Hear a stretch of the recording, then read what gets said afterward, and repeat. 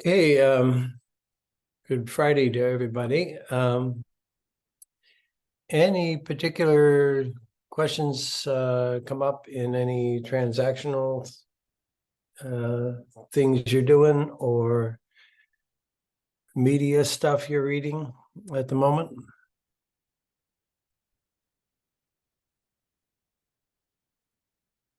Interest rates went down a little bit this week. Not a Yeah, lot, but that was a good piece of news. I mean, it was on the national news this morning, so that's always good. yes. Yeah, and I'm working on my blog, and I think I see a few signs of a market kind of improving. Vis-a-vis last year's numbers. So we may, in my view, we may have kind of hit the bottom in the sense of the softness in the market and start to rebound a bit. So Good. yeah, um, lower interest rates will certainly help. About the press, there's been a lot of articles here, there, and everywhere on the different lawsuits, the one that's settled in Missouri and the new one that was filed by the same attorneys who worked that case in Missouri. And I'm going to share one source I read in this stuff. And because this new lawsuit, I think everyone's pretty clear if you followed any of the CAR or our own risk management webinar on this. The Missouri suit that settled doesn't really affect us. And this new suit, this is an article from Real Trends. This suit's for $200 billion.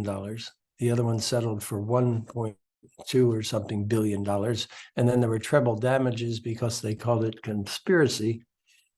This one is claiming $200 billion in claims and could be tripled if they find conspiracy in that one.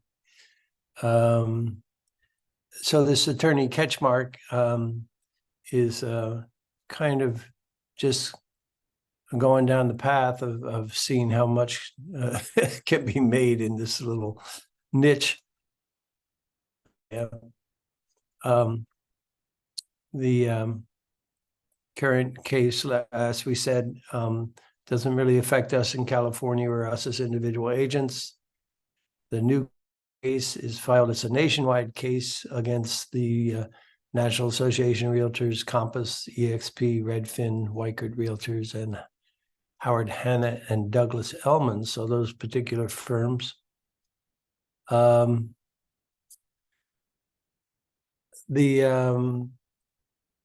interesting thing is that this has been referred to. Here's the NAR comments on the new lawsuit. We're currently reviewing the new filing, and it appears to be a copycat lawsuit, with the same principles of the first lawsuit, though it does, this one's representing sellers as for in the first class was representing buyers.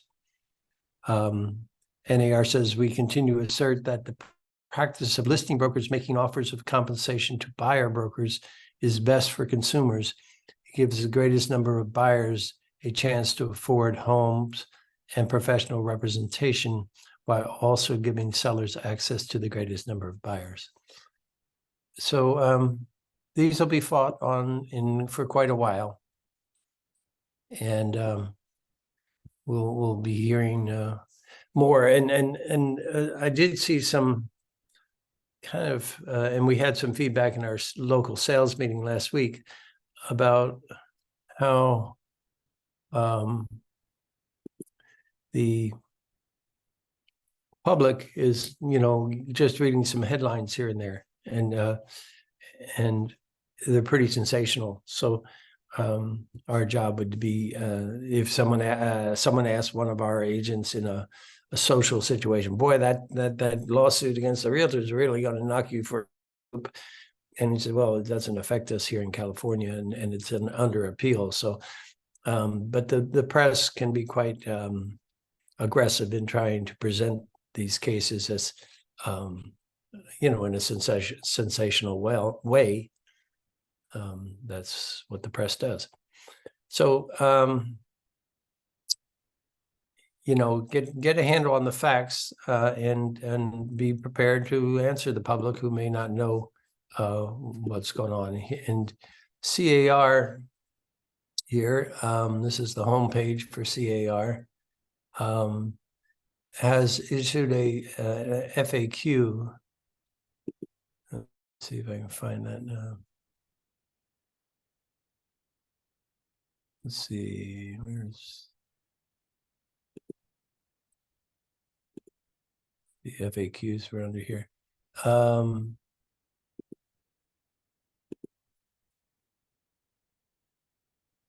Anyone know where the FAQs are? I found them earlier this morning.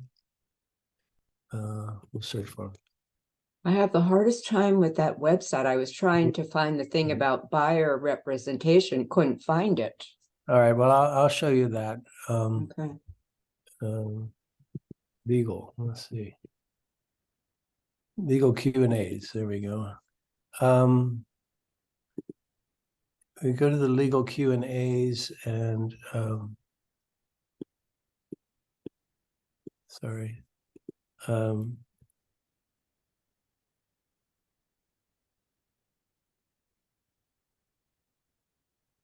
Well, there's a new one, and it popped right up this morning.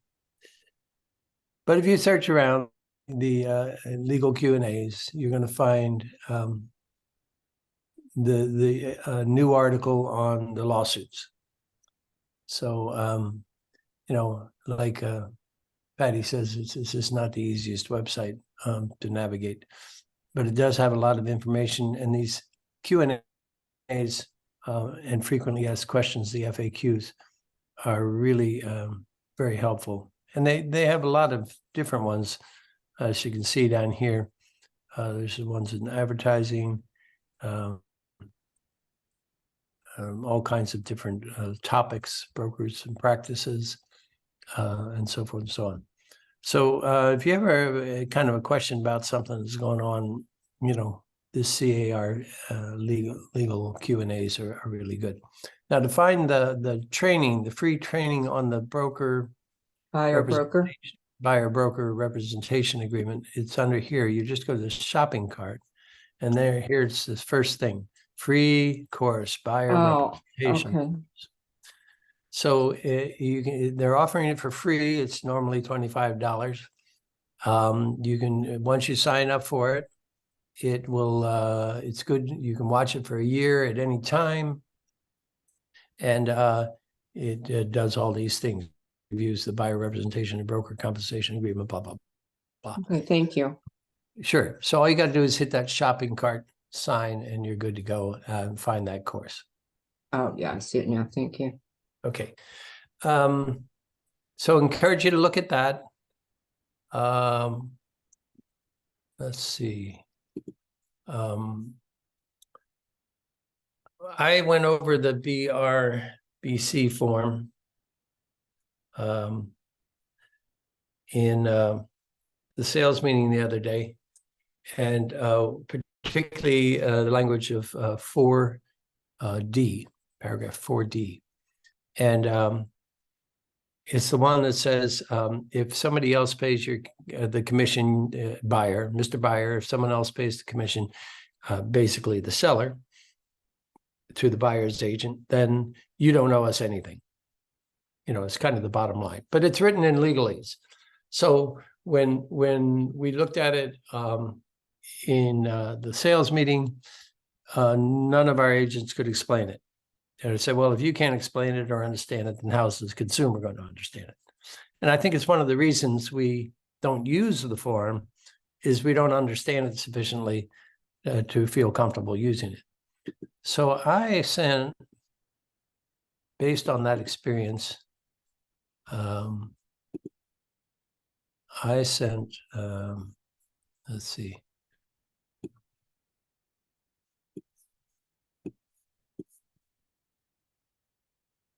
Trying to find the form that I sent. Okay. Can you see this one that says accounting for payments to broker by others? Someone let me know if they can. Yes, I can see it. Okay, thanks, Parmeet. All right, so this is that paragraph for D1. And it says, if anyone other than the broker compensates broker for services covered by this agreement, that amount shall be credited to the buyer's obligation to pay compensation. Okay. But who are we talking about this anyone? Who is that? And why would they compensate the buyer's broker and so forth and so on? So I sent this off to Bill Jansen, and he's going to tweak it a little, and he's going to send it off to CAR and see if they would add this language like this. And it says, for example, if the seller's listing agreement provides for payment to both the listing agent and the buyer's agent, and the amount paid to the buyer's agent is equal to the amount specified in paragraph 4A above, which was whatever percentage you put in there, then the buyer hereunder will not owe any additional compensation to the buyer's agent. The agent herein can identify for the buyer in advance if the listing provides for compensation to the buyer's agent. So it starts trying to tell the buyer, you know, when they get to that paragraph, well, what does that mean?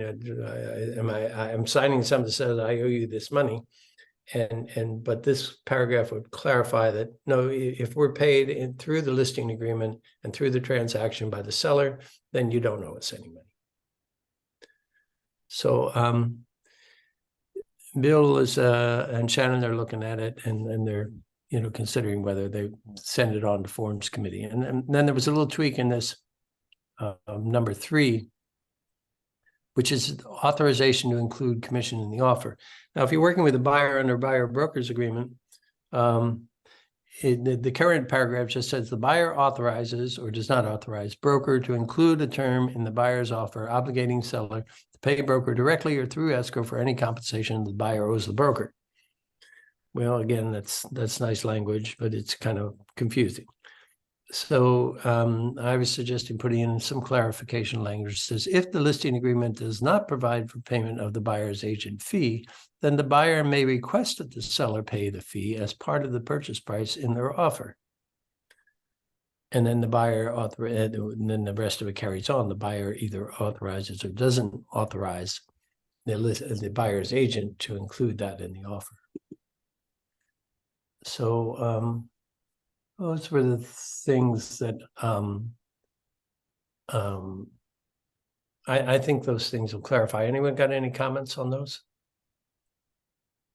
Well, I think that makes it a lot clearer than the way it was written before. And I think buyers would have less fear of signing a document.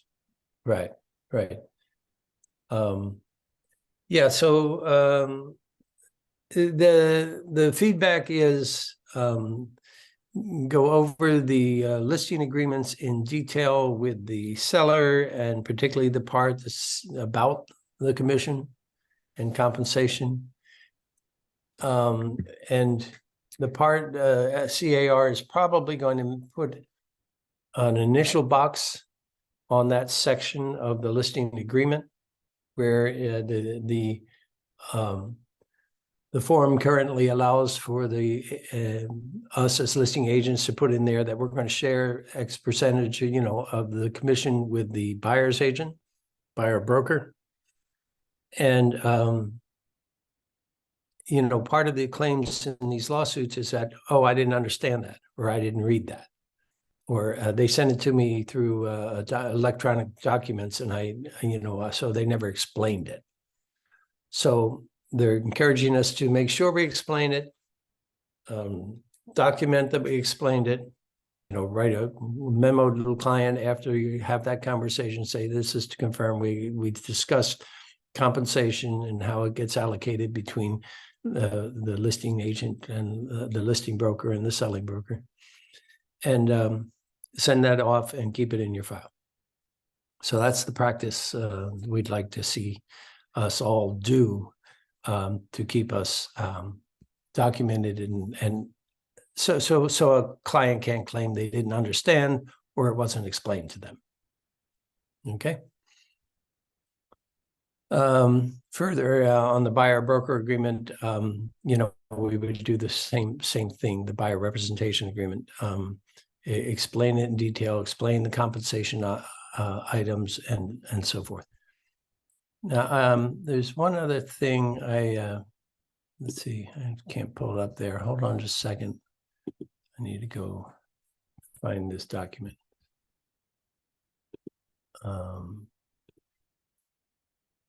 There was another thing we discussed, and okay. Let me go here.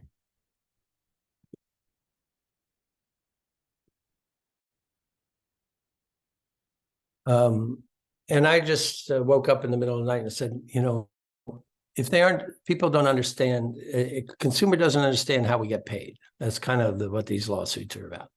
They didn't think they were paying the buyer's agent when they were paying the commission.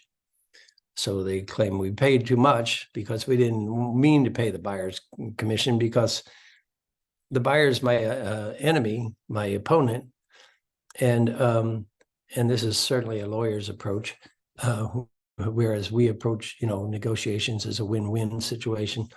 Lawyers are going to want to approach them as lose situations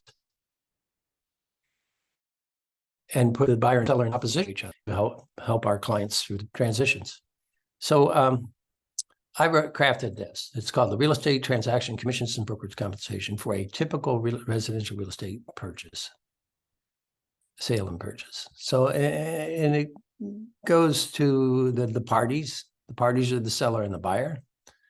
And each party may hire real estate professionals to assist them. Then it goes to real estate professionals. And it says to represent sellers and buyers in real estate, the party must be, an agent must be licensed. There's two types of license: a salesperson's license, a broker's license. Broker can be a corporation or a individual. All compensation for services provided in a real estate transaction passed through the broker and is shared with the salesperson pursuant to written agreements between them. So it explains how the brokers and the agents work together. Then it talks about a listing agreement. When a seller decides to hire a real estate professional to assist in the sale, they would typically do so through a listing agreement. The listing agreement spells out the duties and responsibilities and agency disclosure and confirmation is included in every listing agreement pursuant to state law. And then it gets into compensation. If both the buyer and seller hire real estate professionals, then the real estate brokers will be compensated and the brokers will compensate the real estate salespersons. Therefore, typically, our listing agreement will contain a fee, usually expressed as a percentage of the selling price to be paid to the brokers. It is a negotiable fee payable to the listing broker who, in the agreement, can commit to share a portion of the fee with the buyer, with the broker representing the buyer's broker. Thus, the purchase price that the buyer is paying will pay both the listing agent and the buyer's agent. This does not change the broker's duties as spelled out in the agency disclosure and confirmation. The fee will be deducted from the seller's proceeds from the sale at the time of the closing. If the listing agreement just includes a fee for the listing agent, does not include a fee for the buyer's agent, the buyer's agent will look to the buyer to pay their fee separately, perhaps through a buyer representation agreement. It has historically been an advantage for parties to pay both brokers through the listing agreement, as lenders will recognize these as part of the purchase price, and therefore the buyer can achieve a higher loan amount and have more cash available for their down payment. Basically, the lender will help finance the broker fees. And then it goes into escrow and closing costs. Real estate transactions are typically facilitated by an escrow company, which is licensed by the state of California. The escrow company charges their own fees for the transaction and accounts for these fees paid to third parties such as lenders, insurance companies, etc. These costs collectively are generally referred to as closing costs. The escrow company prepares and reconciles seller and buyer closing statements in which all the fees, including broker fees, are accounted for and distributed. It is recommended that the sellers and buyers review drafts of their respective closing statements prior to entering into contracts so they know the full financial picture of the transaction, the total amount that the buyer will have to pay, and the net amount that the seller will receive. So I sent that off to Bill and Shannon for review also. As a potential kind of, I tried to keep it to one page, but I couldn't quite get it down there. Maybe if it's printed small enough, it will fit on one page. But it's a 2-page document, just explaining how the damn transaction works.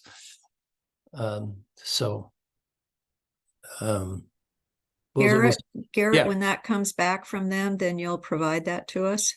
Yeah, I'll provide it to you now because I think it's pretty complete. But if you have it after you see it, I had one agent, I sent it off to our agents in Sonoma to review and give me feedback. And I got feedback from a couple. And one of them said, can I use this? Because I'm working with a couple buyers now and I'd like them to understand how I get paid. I said, yeah, go ahead. Sure, use it. Yeah, so, it's great to have it explained like that, all of it. Yeah. When Okay. did you send that, Gary? Oh, I just sent it Wednesday. I talked to Bill yesterday, and he was going to review it and get back to me with his thoughts. Oh, no, I meant when did you send it to the Sonoma agents? Because I don't recall seeing it. Oh, no, I just sent it to the one agent who asked for it. Oh, okay. Yeah. Great. But I'll send it out with the recording when I send out the recording later today. Thank you. Of this training. And I'm fine with you using it, but if you have any suggestions when you look it over, if you see any typos or anything, it's just my own creation. But yeah, just give me suggestions of how it can be clarified and how it be a more useful tool for all of us to use. Okay. All right. Couple other questions came up this week, and unfortunately, 2 of them were around cancellation of transactions. But hopefully we don't have to cancel transactions that often, so the questions don't come up so often. But one had to do with the buyer and seller were negotiating counter offers back and forth, and they could not come to an agreement. They were in contract. They were, I'm sorry, yeah. So they were already in contract, and escrow was open, and a deposit was in escrow, $50,000 or something like that. It was a large transaction. The buyer went through his investigation. They had a contingency. They made a proposal to the seller, for a credit. Seller said no. Buyer said, okay, I'm out of here. So this went on over a few days. And that negotiation was kind of closed. And the buyer's agent said, well, the buyer's going to cancel. And then several days passed. So our listing agent wrote to the buyer's agent and said, hey, you said you were going to cancel. The buyer was going to cancel. Please send us, cancellation docs. And the buyer's agent wrote back to our listing agent and said, please send them over.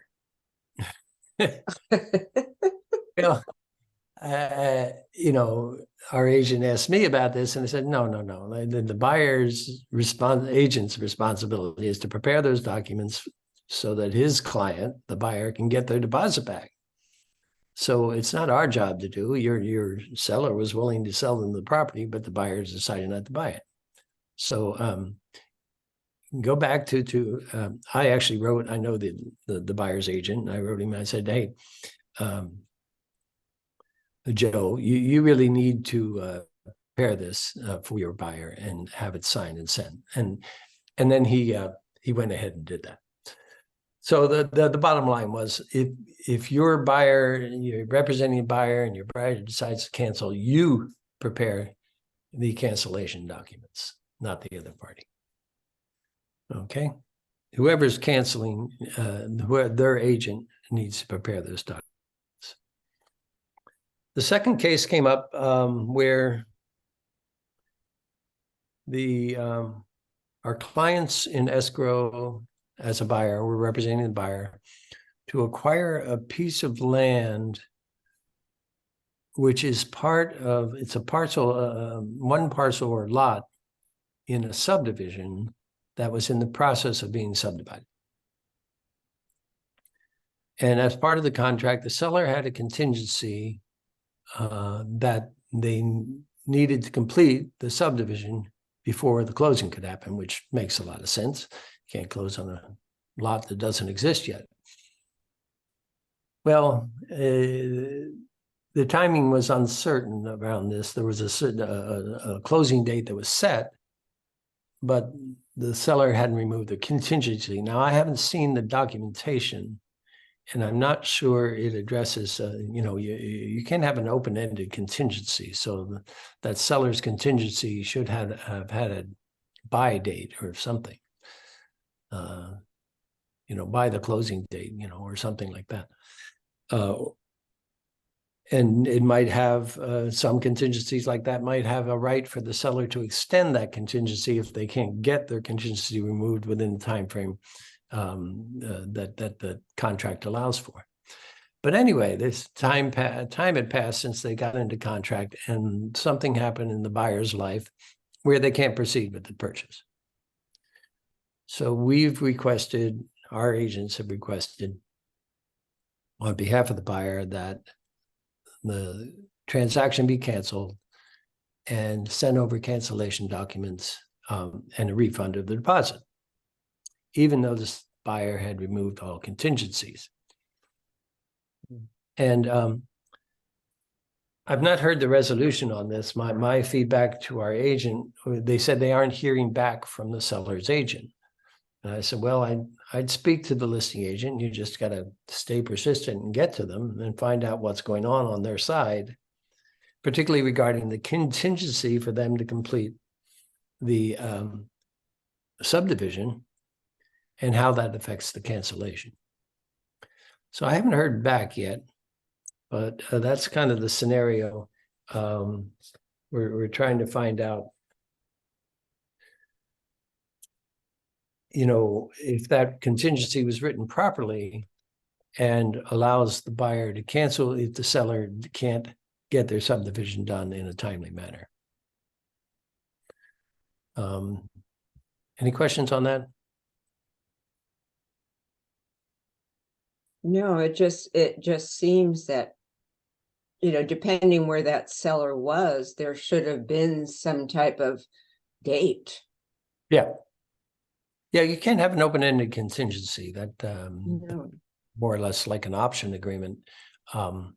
So again, I haven't seen that document, but I've asked our agent for an update, and I haven't heard back from them this morning. I was trying to find out what happened, but I'll give you an update next week on that.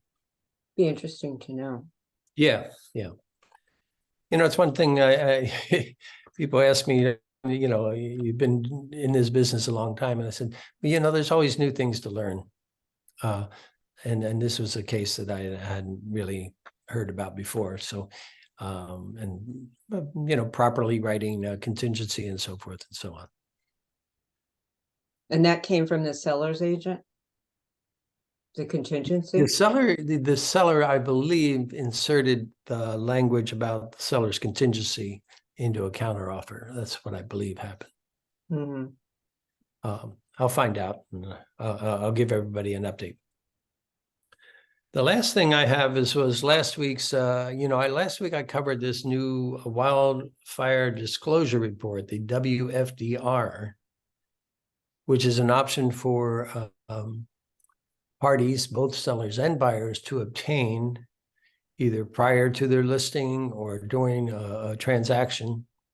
It's now a drop down in the grid under other reports, CAR added it as a drop down in the RPA. So if you're writing an offer and you're in a wildfire zone and want to know what the heck's going on, the buyer wants to know what the heck's going on, you could put that drop down and put it in as something you're going to obtain, and it's a contingent upon the buyer's approval of that report. So the last week's practice tip also covered this. Check on the last week's practice tip that I sent out. It's an optional report, and it's totally separate from NHD, but it can be ordered at the time you ordered the NHD. So the NHD companies are willing to take the order for this wildfire disclosure when you order an NHD, whether you're the buyer's agent or the seller's agent. It does not replace or expand the existing fire hardening defensible space form, the FHDS, nor any obligation the seller has to disclose. The wildfire disclosure gives a current vulnerability score that makes recommendations regarding how to reduce the property's vulnerability to a wildfire, to mitigate their potential risks.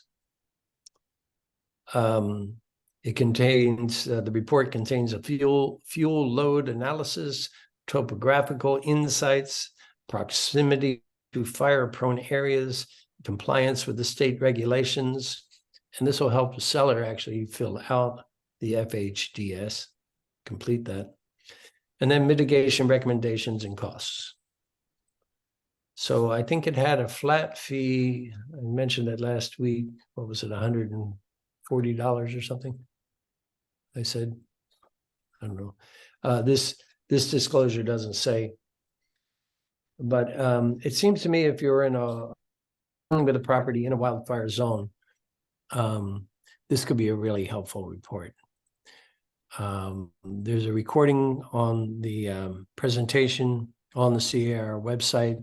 If you go again under the search button in the CAR website and put in the wildfire disclosure report, I'm sure you'll come up with some information and the recording. But to me, it looked like a really good report. Okay, that's all I had to cover this week. Anybody got any questions or comments? Dave Hughes, I'm happy to see you here on the call. Any comments from your long-term experience as an owner-manager in the business?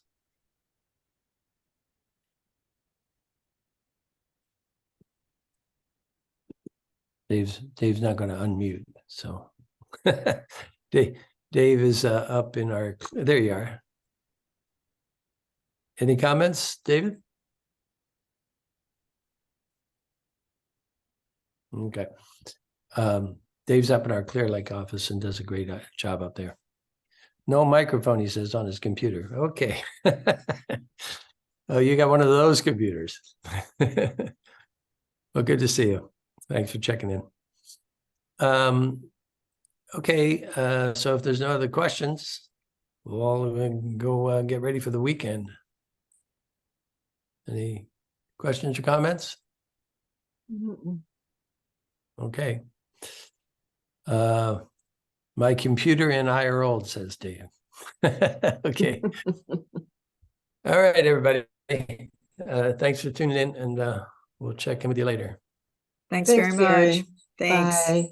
Bye-bye. Bye, Amy.